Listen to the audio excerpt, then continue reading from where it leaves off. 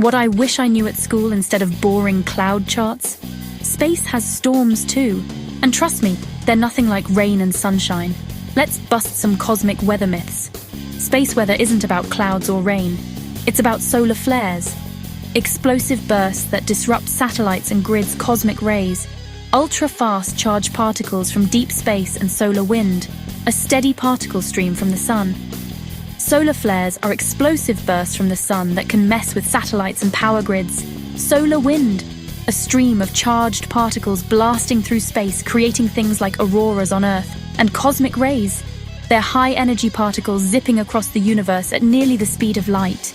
So next time you look up, remember, space has weather too, and it's absolutely wild.